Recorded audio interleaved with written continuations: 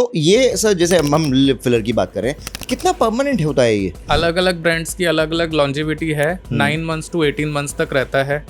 Acne और pimples, पहले तो चीज़ एज अ डर्मेटोलॉजिस्ट आप बताएं कि ये क्या चीज़ होती है, क्या ये बीमारी है? दूसरा, इसको ठीक करने का या मेंटेन करने का तरीका क्या है? कि बेसिकली सर होता क्या है कि जब आप मोल्स के बारे में गूगल पे सर्च करते हैं तो बेसिकली अगर आप देखिए तो जो टेलीमेडिसिन है जो गूगल के ऊपर चलता है वो सबसे ज़्यादा यूएस एफडीए का ही चलता है, यूएस का ही चलता है। तो मुझे लगता है कि शायद ये मिसकंसेप्शन इसीलिए आ जाता है क्योंकि वो बता तो वाइट के लिए रहा होता है, आदमी यहाँ ब्राउन में सोचने लगते हैं। कई पेशेंट्स आते हैं मेरे पास ये गूगल से देख के कि सर ये कैंसर तो नहीं है, वो वहीं से डायरेक्ट हुए होते हैं। कि जैसे जब तक वो सब ओके बता रहा है गूगल तब तक ठीक है, जब जैसे ही कैंसर आ गया तो फिर नहीं उनसे रहा। गूगल की जो एंडिंग होती है किसी बीमारी को कैंसर पे होती है, किसी बीमारी की। मुझे तो ये तो मेरा एक्सपीरियंस है कि गूगल में अगर आपने जो भी सर्च किया उसकी एंडिंग कैंसर पे होती है। एक आदमी को जो जैसे हम नहाते हैं, वॉश कितनी बार करना चाहिए हेड? तो आइडियली हफ्ते में 2 से 3 बार वॉश करना चाहिए।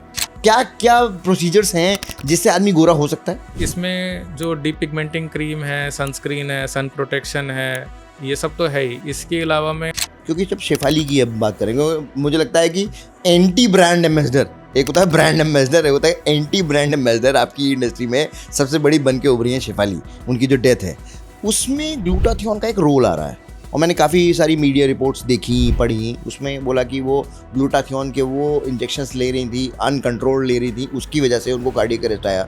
क्या इस तरीके का भी कोई डेंजर है? इसमें बहुत क्लैरिटी नहीं है सर, क्योंकि मतलब पहली बात तो कुछ प्रूव नहीं हुआ और कुछ लिटरेचर में भी इस तरीके का बहुत ज़्यादा नहीं है। किसी को स्किन ग्लोइंग या स्किन वाइटनिंग करनी है, सबसे इफेक्टिव ग्लूटाथियोन ही है।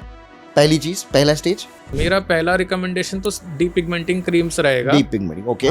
तो मतलब जो रेनोप्लास्टी है, जो सर्जरी है, वो सर्जरी करानी चाहिए सर? अगेन ये बहुत डिपेंड करता है बहुत सारी चीज़ों पे कि आप अपने नोज से आपको कोई प्रॉब्लम है या नहीं है और वो प्रॉब्लम कितनी जेन्युइन है। मतलब कि इसमें कई पेशेंट्स ऐसे होते हैं जो बिल्कुल परफेक्ट नोज होती है लेकिन स्टिल दे फील प्रॉब्लम।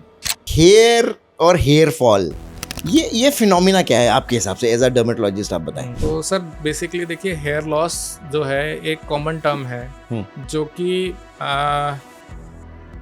थोड़ा मिसलीडिंग भी है, क्योंकि जैसे आप कोई भी चीज़ आप ऑनलाइन देखेंगे, सबसे पहले आप देखेंगे तो एक ट्राया करके आपको दिख जाएगा आदिवासी तेल जी। पहले बात तो हेयर ट्रांसप्लांट कैसे किया जाता है, वो प्रोसेस थोड़ा बता सकते हैं? हेयर ट्रांसप्लांट एक सर्जरी है जो कि लोकल एनेस्थीसिया में की जाती है। हेयर वाइटनेस है वो क्यों हो रहा है?